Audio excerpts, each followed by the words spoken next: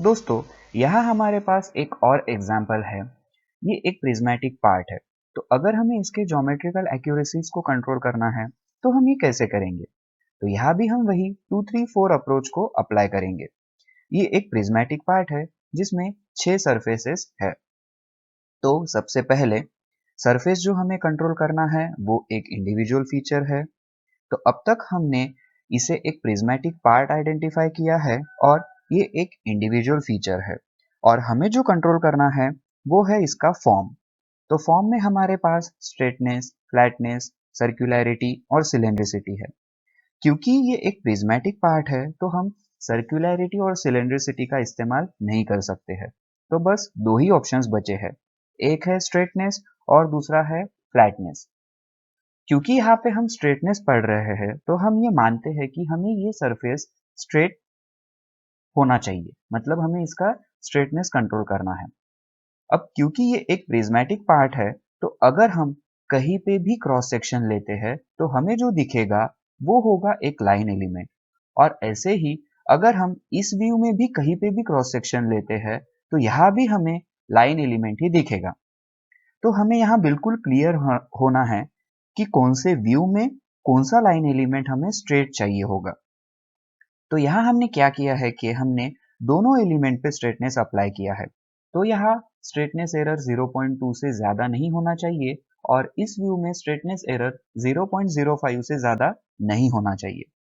क्योंकि ये दोनों व्यूज जो एक ही सरफेस के हैं, हमें लाइन एलिमेंट ही मिले हैं, तो हम दो अलग अलग स्ट्रेटनेस कंट्रोल का इस्तेमाल कर सकते हैं अलग डायरेक्शंस में स्ट्रेटनेस को कंट्रोल करने के लिए। तो यहाँ इसका मतलब ये है कि ये जो सरफेस है ये 0.2 के टॉलरेंस जोन के अंदर होना चाहिए। दोस्तों, मैन्युफैक्चरिंग के बाद हम 3 स्टेप वेरिफिकेशन करते हैं। फर्स्ट स्टेप है actual local size limits of size के अंदर होने चाहिए। सेकंड स्टेप है पार्ट मैक्सिमम मटेरियल कंडीशन के एनवेलप में एंटर होना चाहिए। और थर्ड स्टेप है कि हाईएस्ट पॉइंट और लोवेस्ट पॉइंट वैली का जो हाइट डिफरेंस है, जैसे यहाँ पे हाईएस्ट पॉइंट और लोवेस्ट पॉइंट वैली का जो हाइट डिफरेंस है वो 0.2 से ज्यादा नहीं चाहिए। तो ये तीनों स्टेप्स वेरीफाई होने चाहिए। तो जैसे यहाँ भी हम देख सकते हैं इस डायरेक्शन के लिए 0.2 का टॉलरेंस होगा और इस डायरेक्शन के लिए 0.5 का टॉलरेंस होगा, और एक्चुअल सरफेस इन्हीं टॉलरेंस जोन के अंदर होना चाहिए। दोस्तों, अब यहाँ इसके हाइट डिफरेंस के कारण ये जो पार्ट है ये टेपर भी हो सकता है, लेकिन वो लिमिट्स ऑफ साइज के अंदर ही होगा। तो दोस्तों, अगर हम एक डायल इंडिकेटर लेके उसे इस सरफेस पे रन करते हैं तो जो हमें मिलेगा वो होगा टेपर एरर, और साथ ही में स्ट्रेटनेस एरर भी मिलेगा।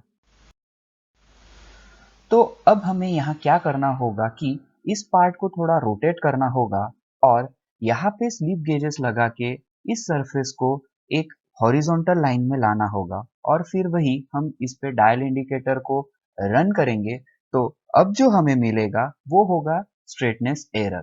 तो ये एक सही मेथड है स्ट्रेटनेस को कैलकुलेट करने के लिए, क्योंकि इसमें हमें टेपर एरर नहीं मिलेगा दोस्तों। Thank you.